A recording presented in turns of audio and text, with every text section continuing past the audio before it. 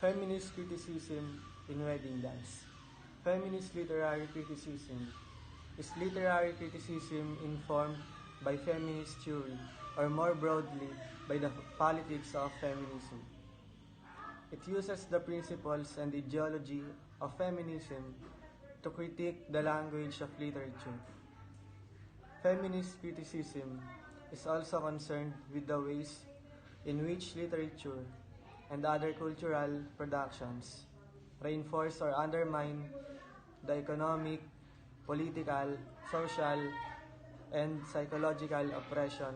This is somewhat like Marxist criticism, but instead of focusing on the relationships between the classes, it focuses on the relationships between the genders.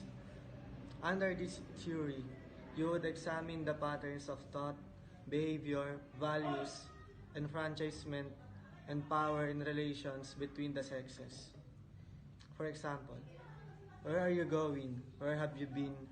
Can be seen as the story of the malicious dominance men have over women, both physically and psychologically. Connie is the female victim of the role in society that she perceives herself playing the coy, young lass whose life depends on her look. Country traditions. Our country has a lot of tradition in different cultures, which practices different tradition and different beliefs. Uh, and it came from our ancestors.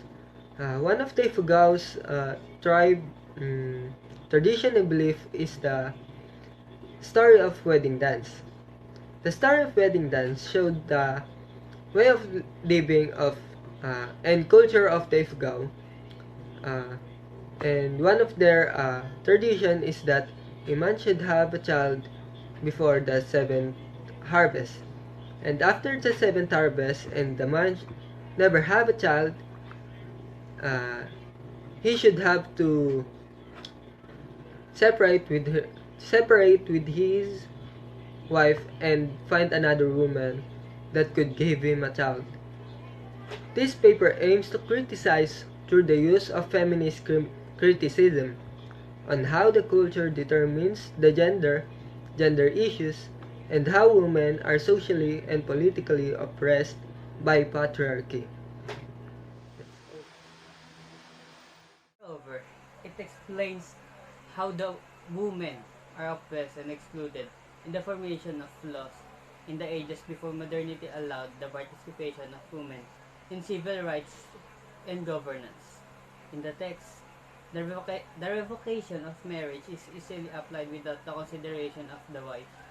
As long as she cannot bear a child with her husband, they are to be separated as the man must gain a child at every extent to solidify a marriage. In this aspect, the inequality of rights disregard the bond of marriage and hence extracts an idea of patriarchal dominance and female oppression.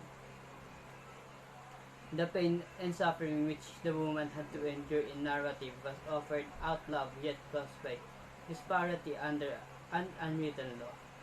Culture and tradition once did not form respect towards equal rights between both genders, and has it only been so applied when knowledge precedes morality of reason in a world of patriarchs, and when women started to act against oppression, even with the presence of respect, inequality can still prevail through less considerate systems in the society.